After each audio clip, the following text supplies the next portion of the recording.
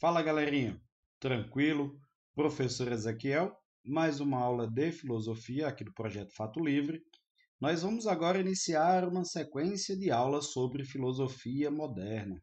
Então, nessa aula, nós vamos falar o contexto histórico, né? Nós vamos falar de elementos que não são necessariamente filosóficos, mas nos ajudam a entender como essa filosofia ela saiu da filosofia medieval para a filosofia moderna. Nós teremos outras aulas também falando sobre racionalismo, empirismo, criticismo. Nós vamos tirar aqui uma aula para falar sobre política, sobre ética. Então, aproveita que nós temos esse espaço e acompanhe as aulas. Antes de começar o conteúdo, você já sabe, dá o like, se inscreve e compartilha se acha que é um conteúdo a ser compartilhado. Então, para começar a falar de filosofia moderna sem mais delongas, a primeira coisa que a gente tem que falar é que, olha, muitos teóricos consideram que a filosofia moderna ou a modernidade começa com Descartes. Professor, isso quer dizer que o senhor vai falar de Descartes nessa aula agora, hoje? Não, nessa aula eu vou explicar os eventos antes de Descartes ou contemporâneos a Descartes. Que eventos são esses?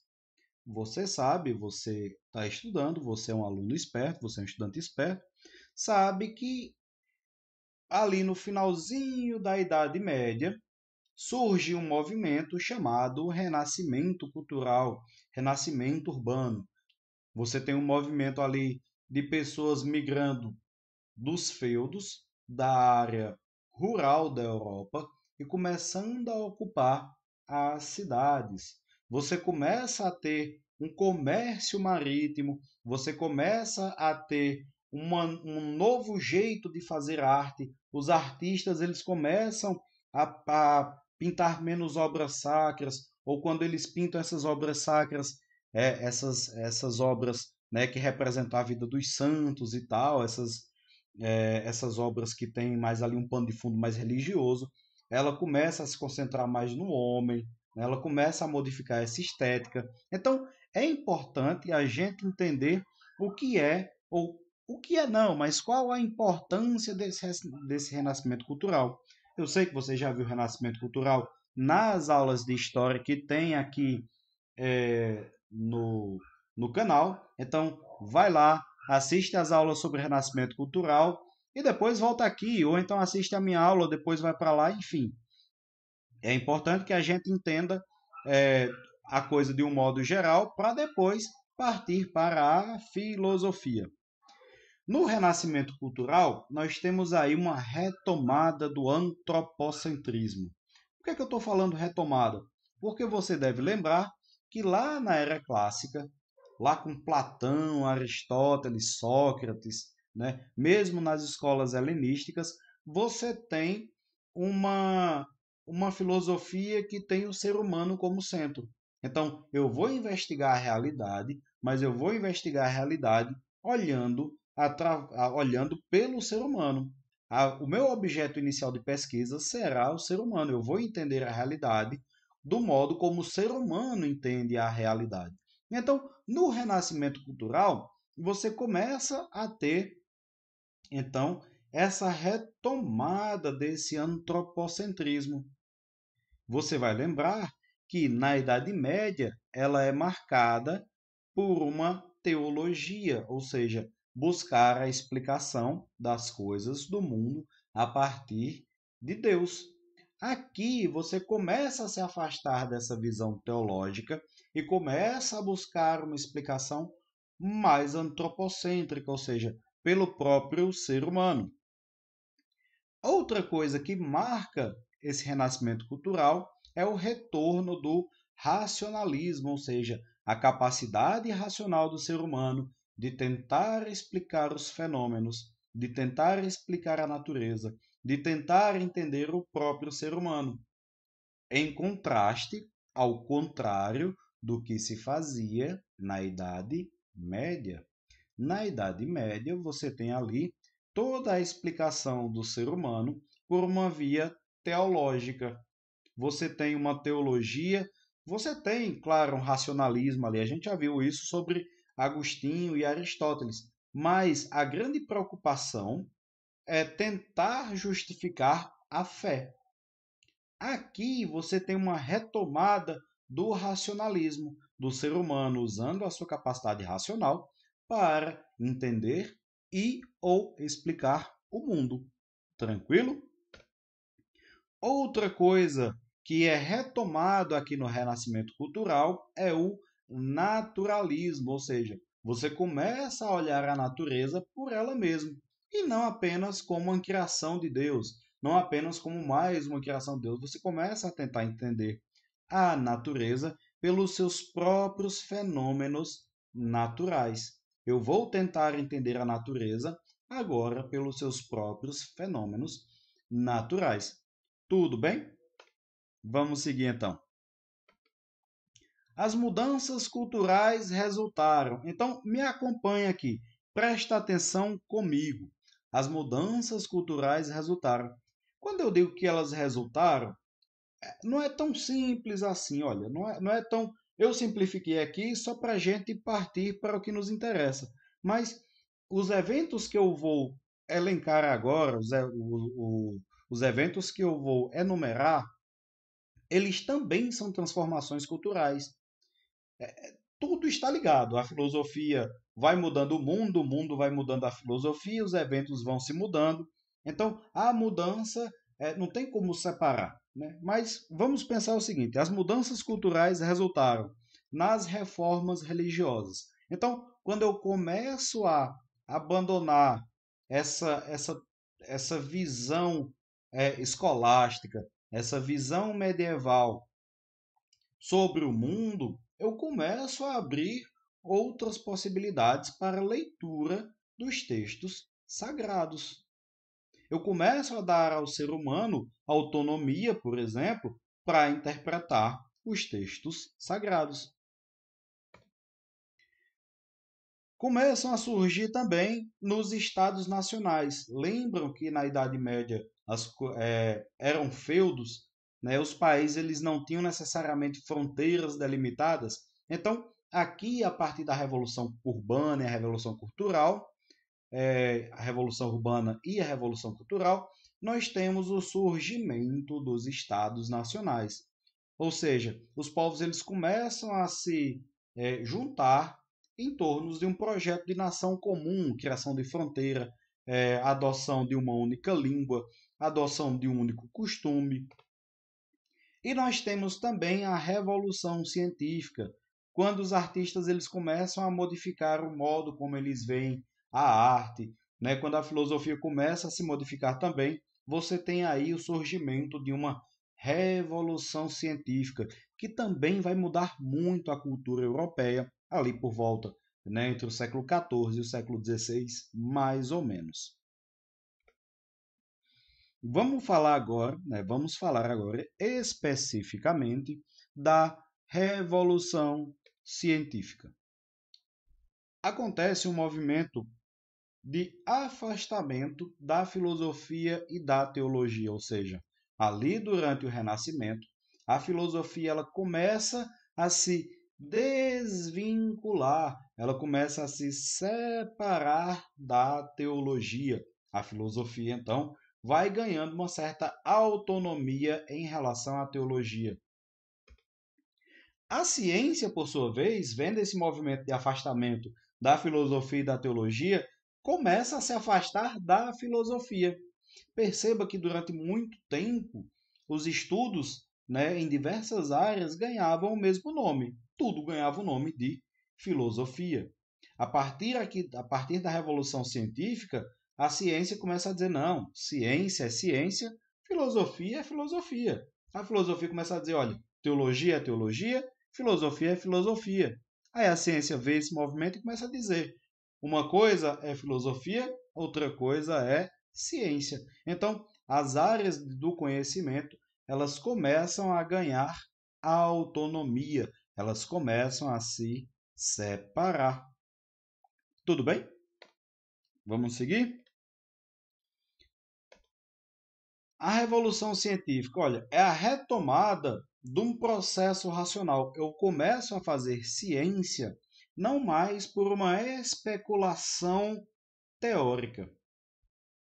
Calma, eu vou explicar, não se desespere.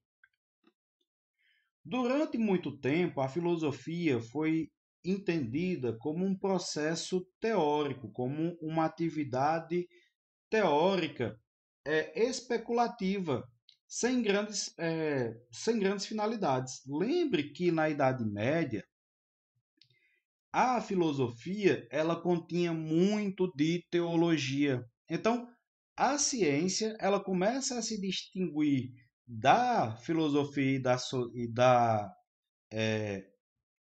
e da teologia justamente por dizer, olha, nosso processo aqui ele é absolutamente irracional. Nós vamos usar apenas a razão para entender a natureza. A ciência também nessa época começa a ter um contorno de atividade prática, ou seja, aquelas especulações filosóficas e teológicas que eram muito bacanas, mas que estão no campo da teoria, vão sendo abandonadas porque a ciência agora quer ter finalidades práticas. O que é que a gente vai fazer com esse conhecimento? Nós vamos desenvolver um conhecimento e o que é que nós vamos fazer dele?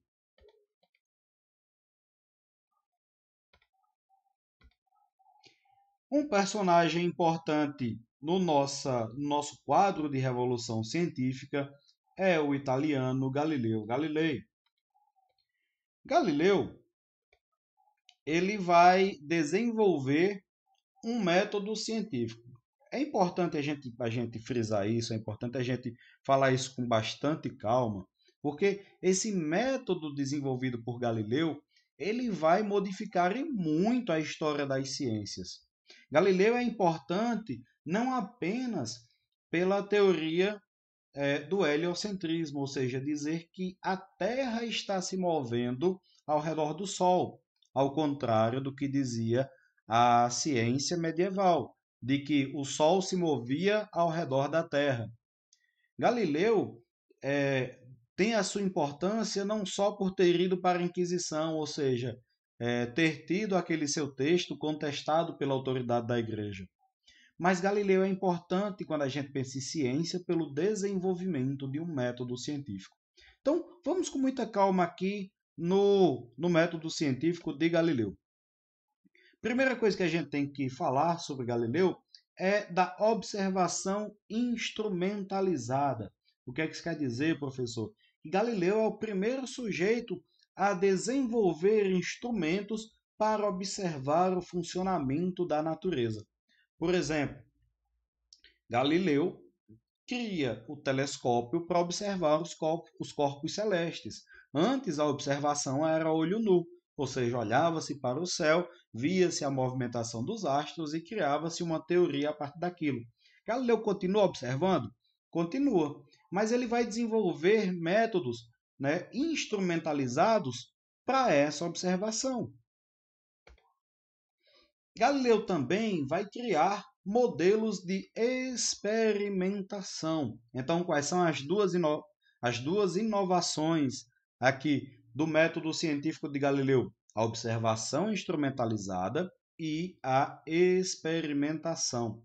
Quando eu falo experimentação, para a gente parece tão comum, tão normal, tão trivial, mas para Galileu não foi. Galileu foi o primeiro a perceber que os corpos, independente do seu tamanho, independente da sua massa, tinham a mesma aceleração. Ou seja, eles caem na mesma velocidade. É por isso que nas suas provas de física, né, existe aquele famoso desprezando o atrito do ar. Por que desprezando o atrito do ar? Né? Se a gente não leva em consideração o atrito que o ar vai fazer com o objeto, todos eles terão a mesma aceleração. Então, Galileu chega a essa conclusão fazendo um experimento. Vamos agora para o nosso exercício. Sumir da tela. Questãozinha de Enem, o texto um pouquinho maior, texto retirado ali dos pensadores. Vamos então para o enunciado. O enunciado nos diz que, no contexto da Revolução Científica do século XVII, assumir a posição de Galilei significava defender a... Então, o que é que nós vamos procurar no texto?